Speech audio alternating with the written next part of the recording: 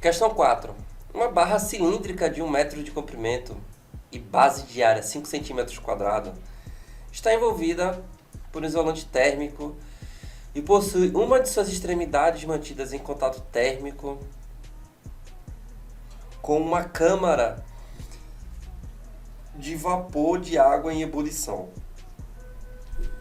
A outra extremidade da barra está imersa em uma cuba que contém uma mistura bifásica de água e gelo em equilíbrio térmico. Sabe-se que o coeficiente de condutividade térmica do cilindro é 0,5, isso aí, né, nessas unidades, e o calor latente de função do gelo é 80 calorias por grama. Determine a massa de gelo que se funde em 144 segundos e a temperatura da barra cilíndrica a uma distância situada a 80 centímetros da extremidade mais fria e assinale a opção correta, dado a pressão atmosférica é a do nível do mar. Portanto, esse equilíbrio, então agora que ele me disse isso, eu posso concluir que aqui está 0 graus Celsius e aqui é 100. Importante, hein? Pressão influencia nisso, tá? Na temperatura de fusão e de ebulição, beleza? Se a pressão fosse menor, a temperatura seria menor também. Beleza, vamos resolver. É o seguinte, vai haver uma condutividade térmica aqui, tá? Um fluxo de calor, lei de Fourier, conhecido como lei de Fourier, né? Então, o fluxo térmico, fluxo de calor, é dado por constante de condutividade, coeficiente de condutividade, a área vezes a diferença de temperatura entre os dois extremos, dividido pelo comprimento da barra, tá? Fluxo de calor. Eu vou salvar esse nome aqui. Vou até escrever isso aqui. Fluxo de calor. Geralmente, para qualquer fluxo que se diga, a gente usa esse φ maiúsculo, né? Fluxo magnético, fluxo elétrico. Tá, por que é que eu... Daqui a pouco vocês vão entender por que é que eu destaquei fluxo de calor. Vê só. Vai pensando aí o que significa fluxo. Ó, a condutividade vai ser 80, quer dizer, 0,50 calorias. Uma dica aí, tá? É sempre bom você se acostumar a fazer conta usando as unidades. Ainda mais nessas questões em que a unidade é importante. Isso começa a acontecer, eu vou dizer, isso começa a ser importante a partir ali de hidrostática.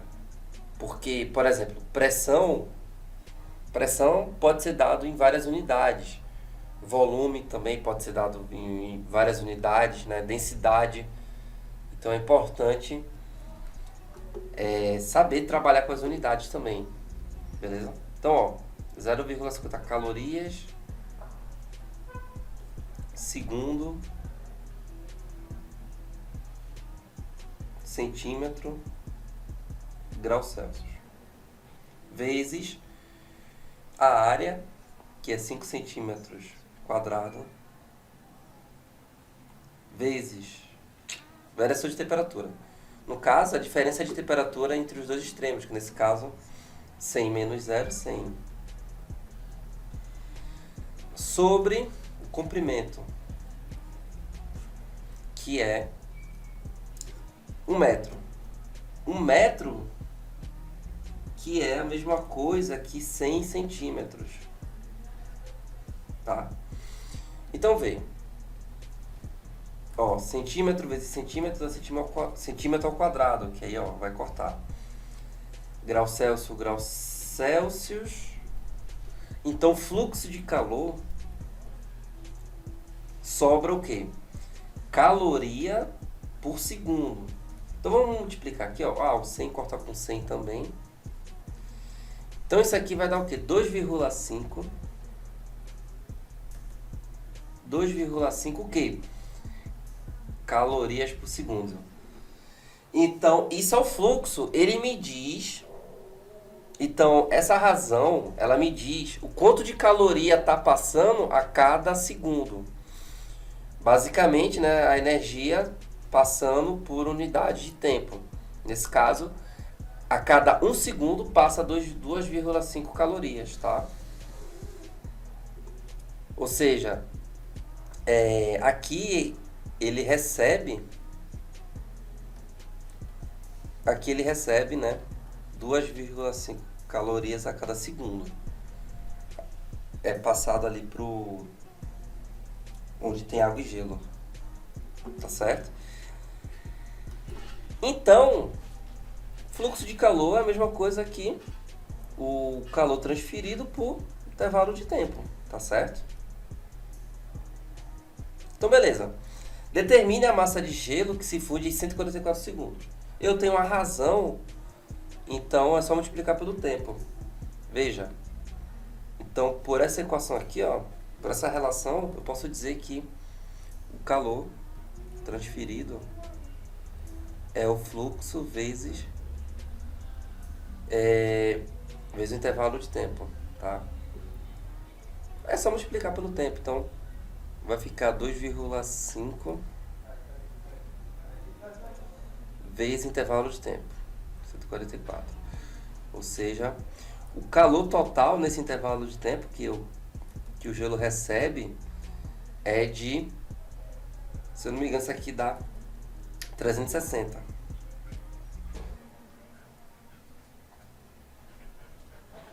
Eu já tinha feito antes. Então, bom, se esse é o calor que recebe, eu consigo achar a massa de gelo que vai derreter, que vai se infundir. Como está no equilíbrio térmico, o gelo e a água está a 0 graus Celsius. Então, qualquer quantidade de energia que esse sistema receber, essa energia vai ser para o gelo, tá? Vai ser para fundir todo o gelo. Então, esse sistema ele só vai aumentar de temperatura, vai passar para 1 grau Celsius, quando tudo se transformar em água, de uma forma simplificada, né? Falando aqui de uma forma simplificada, então, só vai haver aumento de temperatura quando tudo tiver água. Todo o gelo se transformar em água, tá? Mas enquanto isso não ocorre, qualquer acréscimo de energia vai ser para fundir uma certa quantidade de gelo, tá? Vamos ver que quantidade é essa. Bom, o calor de fusão do gelo é Q vezes M vezes a massa vezes o calor latente. A quantidade de calor é 360, a massa, eu vou descobrir, o calor latente é 80. A gente resolvendo isso aqui, a gente descobre que a massa de gelo, ela vale 4,5 gramas. Então, com isso a gente consegue derreter 4 gramas e meia de gelo. Claro que, como se a gente considerar aqui estabelecer um regime estacionário aqui, vai ficar passando calor, mantendo fixo, né? Vai ficar passando calor e aí alguma hora vai derreter todo o gelo. Dava até pra descobrir, se ele me desse a massa de gelo, ó, tem tanto de gelo aí.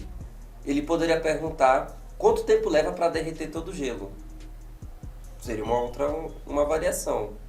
Mas aí para isso eu teria que saber toda a massa do gelo, tá?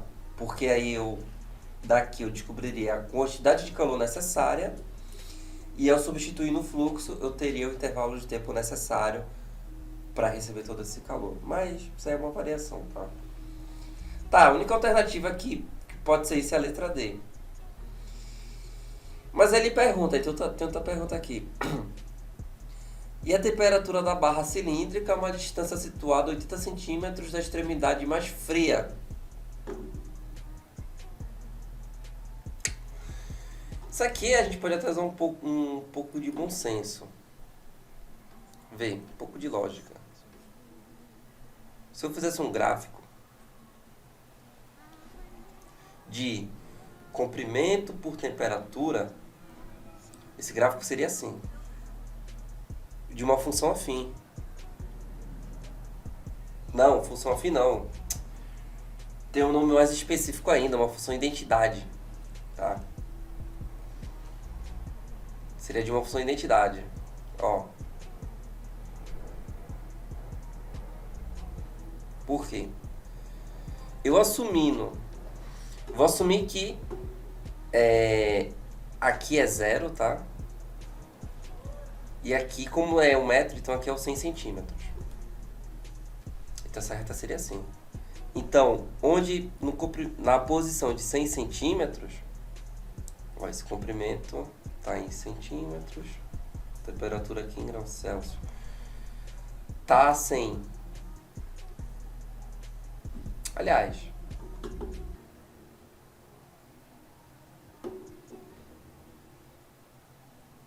mas seria o contrário, né? Aqui é o 0 e aqui seria o 100.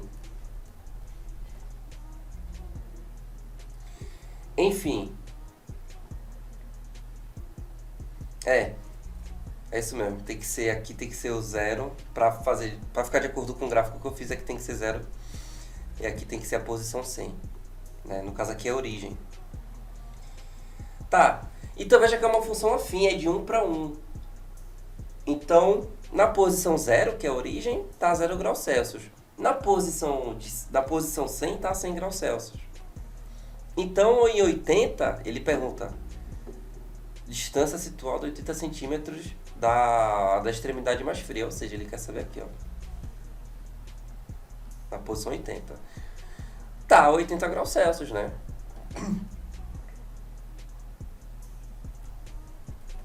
Então, ali na posição 80, está a 80 graus Celsius. Na posição 20, tá a 20 graus Celsius. E por aí vai. De 1 para 1 é uma função...